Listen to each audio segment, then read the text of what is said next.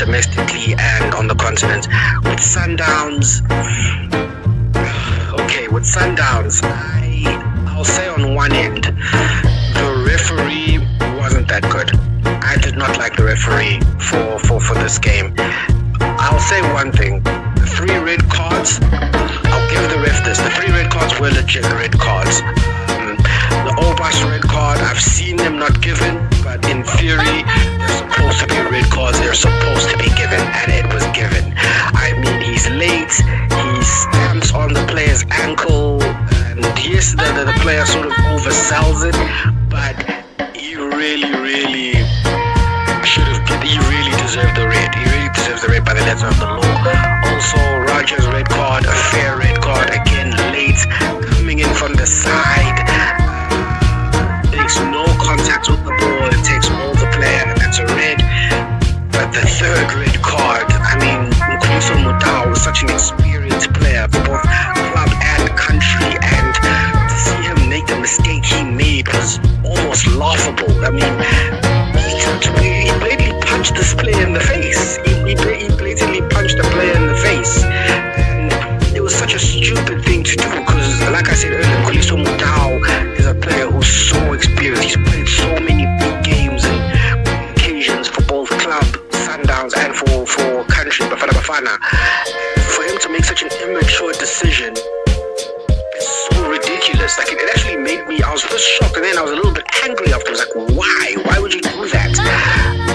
The one decision that really I didn't like was that Sundowns had a legit penalty shout turned down. Near the end of the game, they get the ball in the area.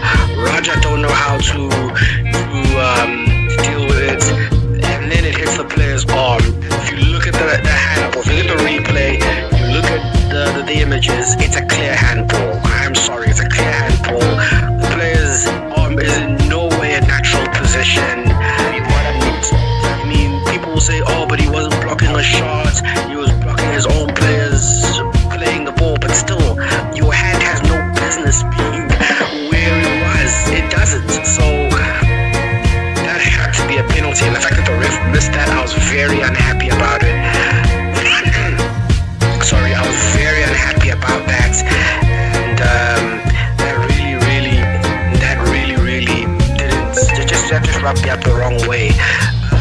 For Sundowns, though, the blatant lack of immaturity in that game. You could just see that Sundowns were very immature. They didn't handle the game properly. And the worst part was, a few months ago, I praised them for winning the AFL. And one of the things I always mentioned about the AFL, the way Sundowns won the AFL was a level of maturity. They won it with a level of maturity. If you look at all 3 of their games on their way to winning the African Football League, they won it with a way of maturity. Against Petro de Luanda, they played a mature game at home. Yes, they were 1-0 up from the first leg, but they had lost the man, and instead sort of had played not necessarily a conservative game, but they played a game. They played a safe game. You know, they played a safe game, and they ended up winning through. Against Al Ahly, they showed a great sense of maturity, going away from home, defending a slender lead, and going through to the final. Against Wydad in the final, they showed great maturity, not just in losing the first leg, but most importantly in the second leg, where they were patient, they got the goal, they wore Wydad down, they eventually won or scored the goals that won them the game. And by the time Wydad, they were rewarded for their patience and their maturity. Here, Sundowns showed no maturity. Poor discipline. They showed a poor degree of discipline.